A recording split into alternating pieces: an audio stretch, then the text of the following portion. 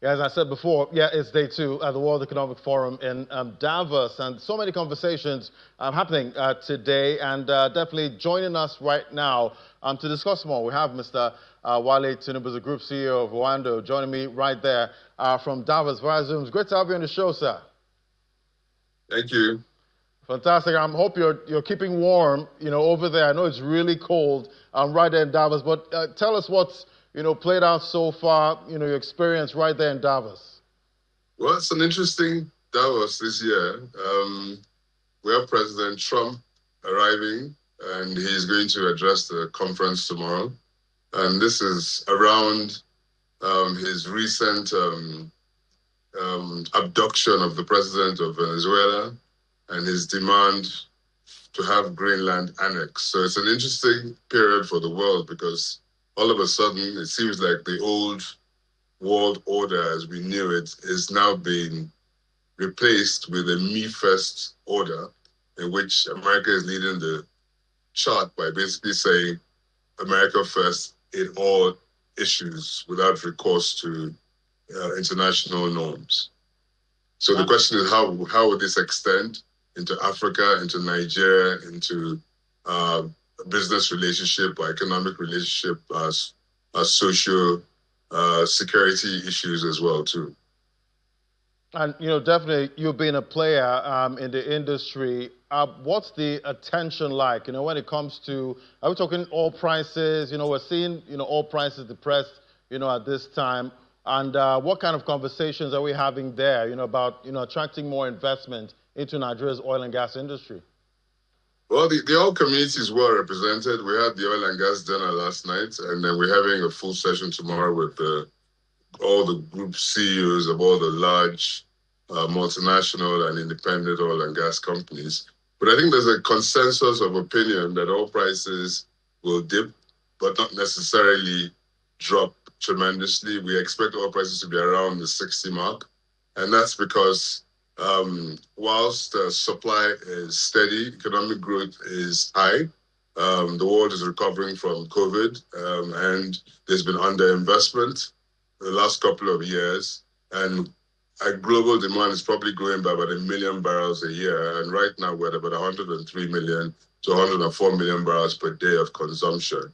And really the geopolitical crises we have between Ukraine, for example, and Russia, as well as what's going on in Venezuela, certainly creates fractures in the market, which is effectively restricting our markets to be regional as opposed to a full-scale global oil market. Since Russia is selling to selected markets, Venezuela is now being restricted by the US. And it's interesting times for us.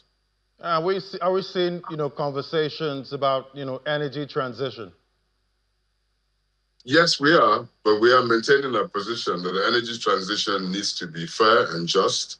Africa is a victim. We're only 3% of global emissions, even though we're 20% of the world's population. We suffer as well the direct impacts of global warming, as you've seen from the range of flooding that's gone on, which has never really happened in our history, but all of a sudden it's happening across the continent. We saw what happened in South Africa last year. We saw what happened even in Nigeria as well, to where we had rounds of flooding last year.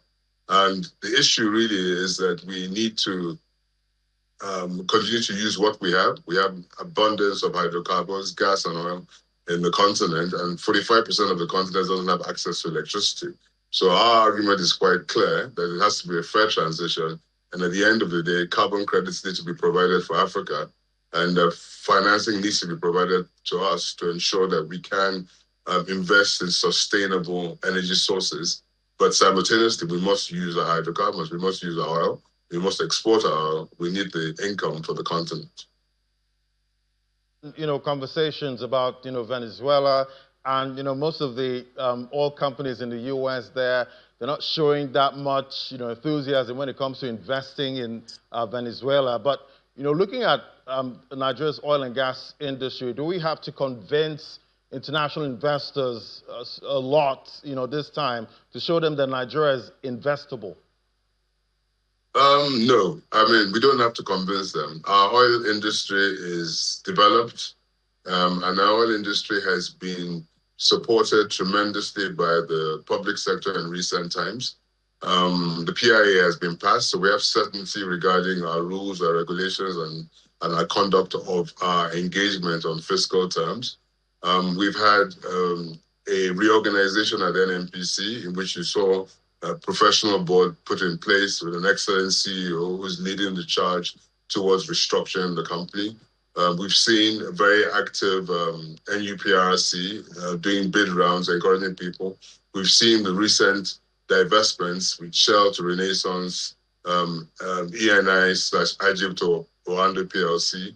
So they know that Nigeria is an active oil and gas play, and there's been new FIDs announced in recent time. First time FIDs have been announced in the last 10 years. FIDs have been announced in Nigeria. So production is up. We're active. Security is put under control in the Niger Delta. We've had a substantial reduction in the number of incidents that are happening on the onshore. And so capital is flowing into Nigeria for the oil sector. We're very excited, and the new administration is doing a lot to ensure that our issues are dealt with. The president signed recently several executive orders that makes our lives very easy in terms of being able to award contracts and speed up the process of procurement to ensure that we can move quickly from FID into construction, development, and drilling operations in our industry. Right, and what are you seeing for oil production in Nigeria in 2026? I mean, we're around the 1.5 million barrels per day. I think that we can probably shift 2026. We probably should be able to add on a minimum of 500,000 barrels more. There are quite a few fields that are being reactivated. Renaissance is doing the same thing. Rwanda is very active. We expect to have a very aggressive rig drilling program. We expect to drill up to 100 wells over the next couple of years. And we've got one rig in, another rig arrives in February, and we're going to have 3 more rigs join us by the end of 2026. So we are looking forward to exciting times in which we would ensure that the billion barrels of reserves which we control, we improve the ratio between our reserve base and our production levels. So we are quite confident and happy with both the macroeconomic situation we face in our industry and the micro side of things. And we look forward to exciting times. Fantastic. I'm also looking forward to exciting times. Thank you so much, Mr. Wale Tinubu, Group CEO, Orlando. Thank you for coming on the show today. Thank you very much, and have a great day. You too.